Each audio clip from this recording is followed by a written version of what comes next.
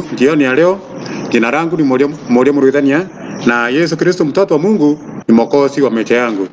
Leo niko na furaha kubwa sana kwa mbele yenu jioni ya leo ndio tuweze kunena na kusoma neno la Bwana lile liko hapa mbele, na nafikiri sote litatusaidia.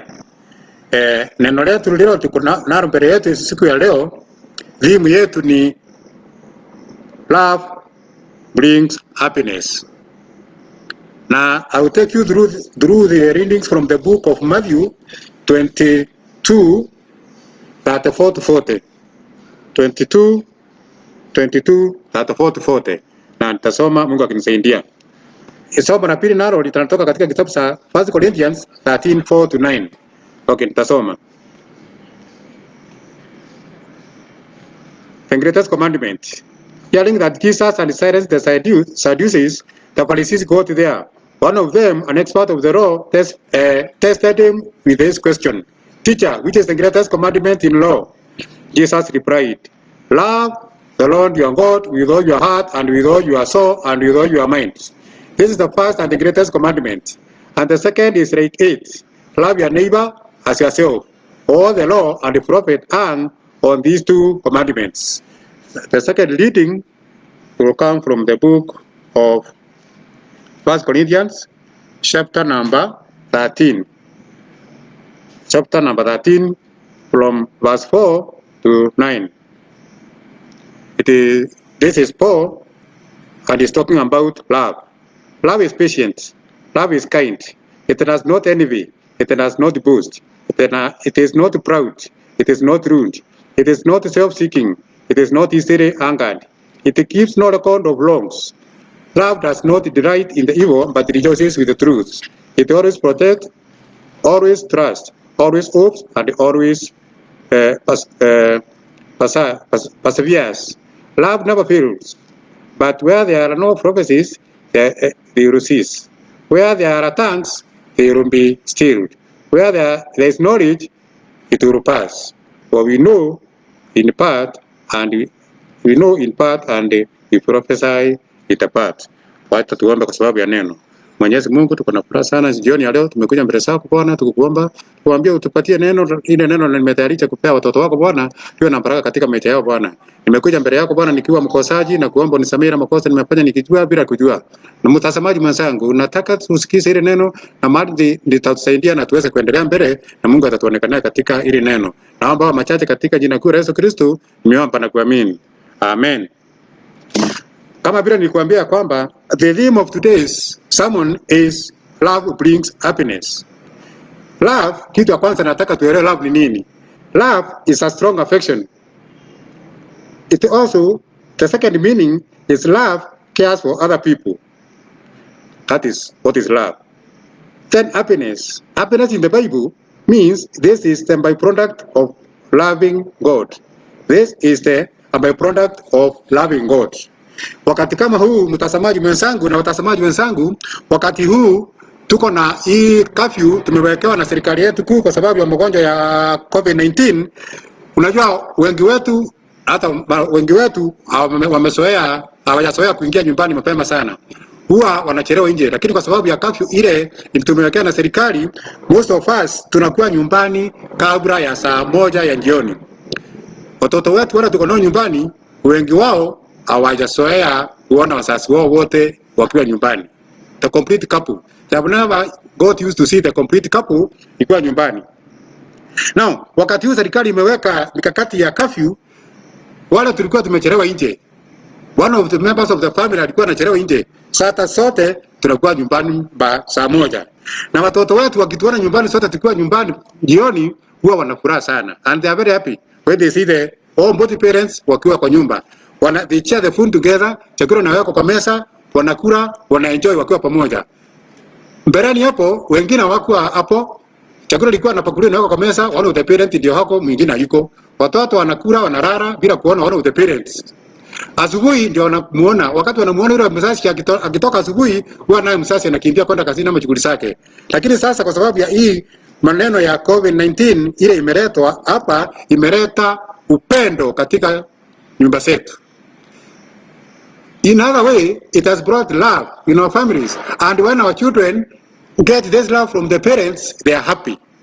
That's why our theme today is love brings happiness. Mtoto amekaa hajaona baba yake ama mama yake, sasa ni nani huwa anachelewa, hajaona one of them. Lakini sasa wakati huko, kwa sababu ya hii janga la corona, huwa anawaona na wanachea chakula wakiwa pamoja, wanachea kila kitu pamoja. Mtoto anaambia mzazi yake kila anataka, na saa hiyo mtoto akiona yule upendo huko kwa nyumba, that is the both parents hapo, na wakiwa wanakula pamoja na ongea pamoja, sharing ideas together, hiyo love anaona from the parents, mtoto anafurahi. That is happiness. When you go back to our theme, when you go to the book of Corinthians, Matthew, we are told that Jesus, the Pharisees, he silenced the Pharisees, the Sadducees, he silenced the Sadducees. When he silenced the Sadducees, the Pharisees gathered together. Walikuwa wanataka kumuuliza maswali, lakini wakatafuta ile mtu ambayo alikuwa anajua, an expert of law. Ndio wakati huo wa the Pharisees, wakatafuta ile mtu ambaye alikuwa anajua sheria sana. Na tuseme kwa Kenya kuna ile mtu anajua sheria sana hapa Kenya. The lawyers wale wako wakina James Orengo, nikitaja wale tunawajua, those are the experts wa law. Constitutional lawyers, wengine wanaitwa commercial lawyers, ndio wao wako. Lakini kwa hapa unaona the Pharisees walitafuta one of the experts wa law. The expert wa law, he came and tested Jesus. Na alimuuliza swali. Ila swali alimuuliza expert wa law, alimuuliza teacher, which is the greatest commandment in law? Then Jesus answered, love the God your God with all your heart and with all your soul and with all your mind. That is the answer that Jesus gave the expert of law. Yani hilo lengo huko wakasamani hiyo, yule alikuwa ametalisha na wao aje awalete ama ajaribu Yesu Kristo kwa kumuuliza hiyo maswali. Kama this is the first and the greatest commandment. Yesu was very clever. If you read the Bible, the expert never asked him questions. He asked him a question, which is the greatest commandment. Jesus was very clever. Akajua atamuuliza swali lingine. According to my interpretation, what I learned, niliona atamuuliza swali lingine. He was very clever. He answered another question which was not asked. Akamwambia, the second is just like the first one. Love your neighbor the way you love yourself. Penda mwenzako kama vile unajipenda mwenyewe. When love prevails in our families, there is a lot of happiness. Asa nilisema hapo mwanzo, wakati huu wa corona ambao wazazi wako nyumbani wote, watoto wakiona wazazi wakiwa pamoja, wanakula chakula pamoja, sharing ideas together, mtoto anafurahi sana, anaanza kuuliza mwingine, si unaona vile baba anakaa na mama wanacheka. So watoto wakiona love in between the two parents, the child becomes very happy. Watoto wanafurahi sana. So when love prevails in the families, there is a lot of happiness. When Jesus resurrected, he appeared to his disciples. When he appeared, he said, peace be with you. After some time again, he repeated the same and he said, peace be with you. Now, the disciples were very happy. Walifurahi sana. Because Maria walikuwa amejifungia kwa ile karumu walikaa, Yesu aliingia hawakujua hata Maria aliingia katikati, akafika mahali wako na akaanza kuongea na akamwambia peace be with you. Wengine hata hawakuamini ni yeye mpaka akaonyesha mikono ndio wajue ni yeye amefika. Now, wanafunzi wale waliona a lot of love from Jesus because he appeared to them directly. Si hata alitumana, ikuja and appeared to them directly na akawaambia peace be with you. Na alipoambia, the disciples were very happy because they have seen the love which Jesus had shown them. They were very happy. Now, because walifurahi sana wakati walipoona upendo ule walikuwa wameonyeshwa na Yesu. Now, the greatest commandment is the foundation of the law. Ile sheria hata ukiangalia ile sheria tunatumika katika nchi siku hizi, foundation yake ni hiyo the greatest commandment, love.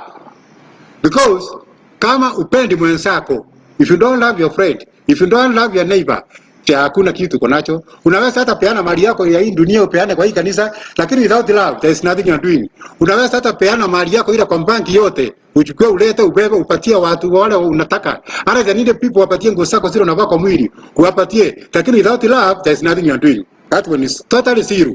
Lazima kuwe na upendo, hapo ndio upendo. Ukiwa hapo ndio happiness ama furaha itatokea from there. If you read John chapter 15 verse 10, it says, if you obey my command, you will remain in my love, just as I obeyed my father's command, and will remain in love. Meskia, I repeat, if you obey your command, if you obey my command, you will remain in my love, just as I obeyed my father's command, and remain in love. So unasikia upendo unatakikana kila pahali. Ukipenda vile nimesema, you have to love your neighbor. Sometimes tunakuanga na idre ni mbaya sana kwa jirani zetu. Typical neighbors wale tuko nao nyumbani. Mbuzi yake ikiruka itoke kwake, ingie kwako, ikate mahindi, unaanza kumchukia. Unauliza mbona huyu? Hata igomba msamaha, saa nyingine it takes time for you to clear that ama to accept that apology. And that is not what the Bible tells us. The Bible tells us we love your neighbor the way you love yourself. And I've said again, love is patient. Haikuangi na haraka. Upendo ukiwa nao kwa roho haukui na haraka. Hata my dear listener, my dear viewer, nikikukosea, nikikuomba msamaha, unajua unaweza chukua muda uliza, sasa hii mtu nitamsamea amekatana ndani yangu, sasa what do I do? Nimekuomba msamaha, sina pesa saa hii, lakini I'll pay you another day. Immediately now you accept my apology, unajua upendo umeingia katikati hapo. Na hapo the patient that I had imeprepare mpaka ikafika kiwango ya kwamba that ile upendo niko nayo umekubalia na sijakosea lolote. Ingine, love is kind. Love is kind. Wakati huu kwa manyumba zetu ama in the whole world ama Kenya, hasa in Kenya tuko na hii wale ambao wameshikwa na hii ugonjwa wa corona. Wengine wameenda hospitali, wamekuwa discharged. Now, after them being discharged, wakirudi nyumbani kwao, wakirudi nyumbani, wale relatives wao, they are not accepting them this time. Why? Because wanaona kwamba huyu mtu alikuwa na ugonjwa wa corona na hii saa hii amerudi kwangu na akirudi kwetu atatuletea ule ugonjwa. Lakini that is not the way. Yesu hakusema namna hiyo. Tuwapende vile wako. Tuwapende. Let us show them love. Tuwapende, tuonyeshe upendo. Umuonyeshe hata kama ulipata hii ugonjwa na umeisha, ni baraka Mwenyezi Mungu. So si hata imekuja hiyo kwa kama kirema that is a scar that wherever you will be walking everybody will think that you are a victim of the COVID-19. No. Ni kama tu vile tunakuanga na wagonjwa kwa nyumba zetu wako na cancer. We don't throw them away. We stay with them, nursing them. Ukiwaosha hata kwa nguo, unatoa nguo unawaosha, you feed them. That kind of love is the one that we are also supposed to show even wale watu ambao wako na ugonjwa wa COVID-19. And if you show them that kind of love, tukuonyesha upendo, pia watakuwa na furaha. This is where now the happiness comes in. Because already you see that hata kama mimi ni mgonjwa, marafiki zangu ama madada wananipenda. Na wakikupenda basi wewe hata ile furaha utakuwa nayo itakuwa mingi sana, hata itakusaidia hata kuponya ama kupona haraka. Now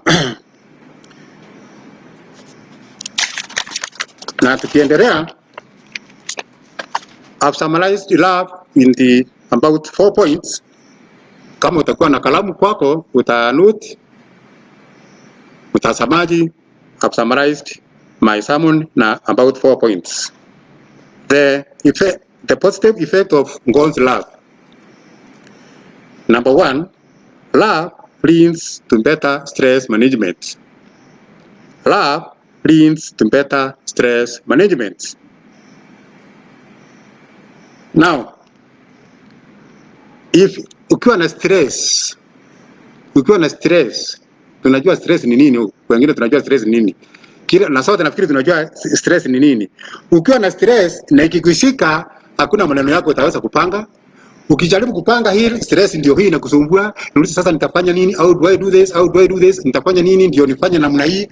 Hiyo yote itakusumbua. Lakini na ukiwa na upendo, Ukiwa na love, you will be able to manage that stress. Na ukiwa na stress, ukimanage that stress, na stress ikuondokee, you will be happy.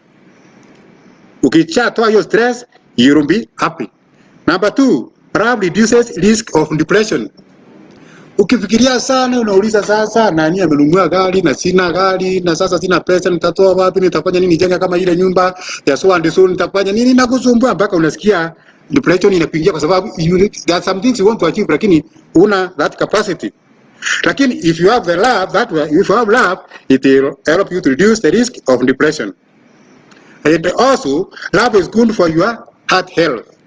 Magonjwa halo, ukiwa na love, you know utakuwa na depression, utakuwa na stress, na kama hizo vitu huko nazo kwa mwili, then roho yako itashindwa kufanya kazi kweli?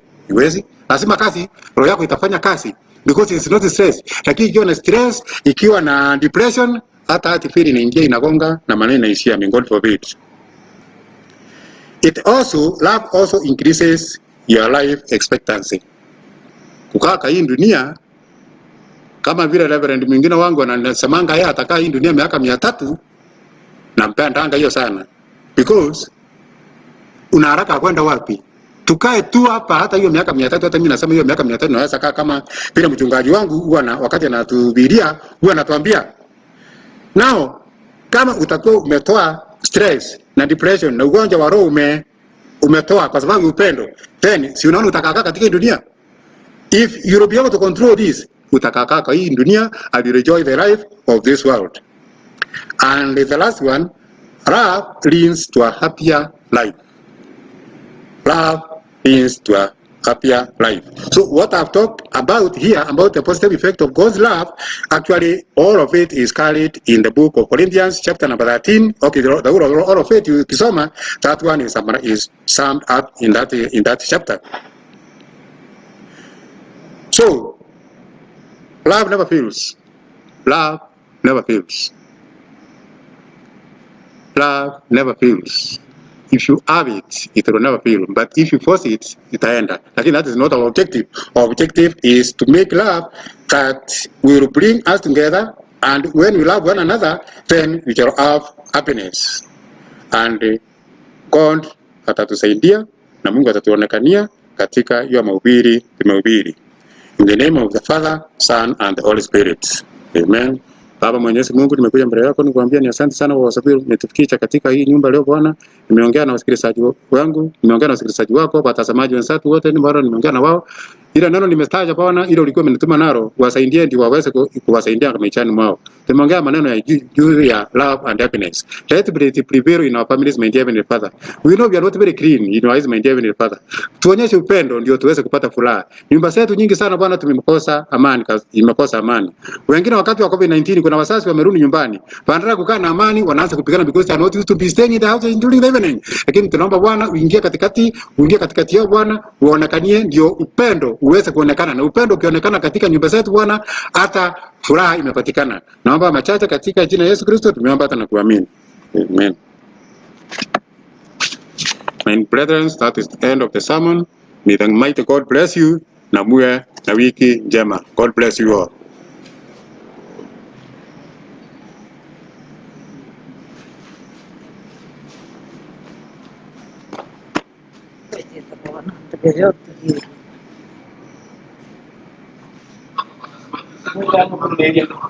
Nanti was